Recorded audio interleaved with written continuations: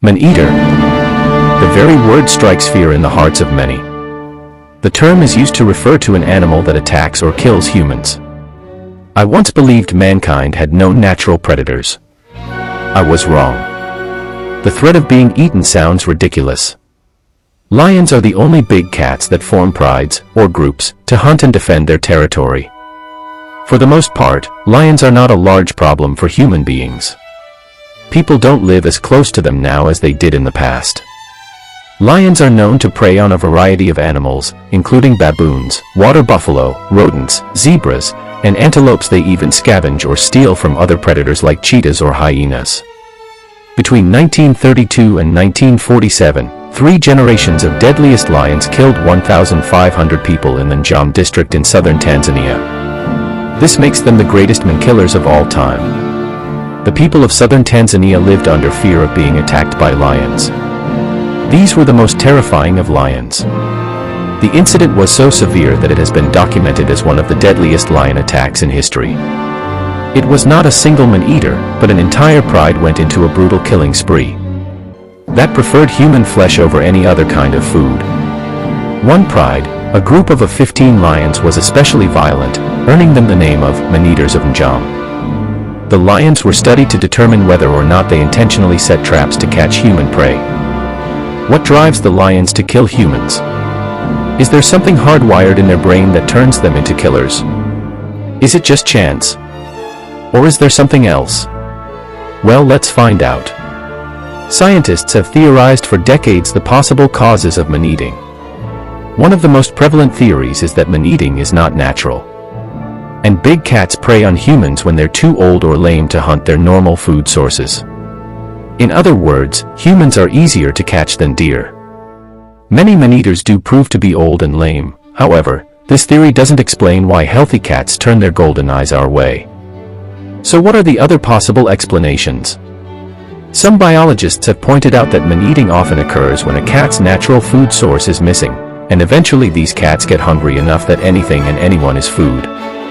This theory has been used to explain the lions of Njombe. When Europeans colonized Africa, they brought with them the disease rinderpest.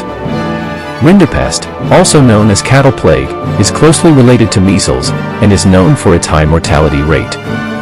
It also infects buffalo, antelope, deer, giraffe, wildebeests, and warthogs, all creatures considered part of a normal lion's diet. The veterinary scientist responsible for creating the rinderpest vaccine, Walter Plowright, estimated in 1982 that up to 90% of Kenya's wild buffalo were killed by the disease in the 1800s. One outbreak of rinderpest threatened the livestock around Njombe, and the government decided that the best way to keep the outbreak from spreading was to kill the animals that could carry the disease. Doing so eliminated a large portion of available prey like zebras, buffaloes, wild boars. Consequently, lions began to starve and search for alternative prey. Also, as human populations increase and encroach on lion habitat, conflicts between humans and lions arise. When lions cannot find food, they are forced to search over many miles. They will often turn to livestock or humans for survival.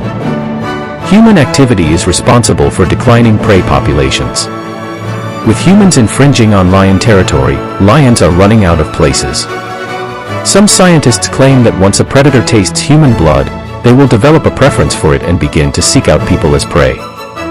It was not a single man-eater, but an entire pride that preferred human flesh over any other kind of food. The man-eating behavior is that the lions began to overlook the cattle being raised around the area in favor of killing humans, that the first generation of lions to hunt humans did so due to competition for food and land. Eventually, the lions started to use the same tactics to hunt humans as they did animals with nighttime ambushes. The cubs within a pride learned to hunt by imitating the lionesses. Thus, the killing of humans could be a learned behavior passed on from generation to generation. Most lions hunt in pride at night, and can usually be found lounging in the sun close to the previous night's kill. But not so the lions of Njombe. The pride was so expert in man-eating that they would travel by night and strike by day, when lion attacks are least feared. They would also avoid detection by splitting into smaller groups so as to perpetrate several attacks at the same time. When people grew weary and spent more time inside, The lions would jump on the hut's roofs, claw at the thatching, and sometimes drag the helpless victims out from inside the home. Attempts to hunt them proved futile. A brave pair of Italian prisoners of war volunteered to shoot the man-eaters from a platform placed in a tree, but a large male lion climbed into it and spent the night clawing at the terrified men clinging precariously to the tiny branches at the top.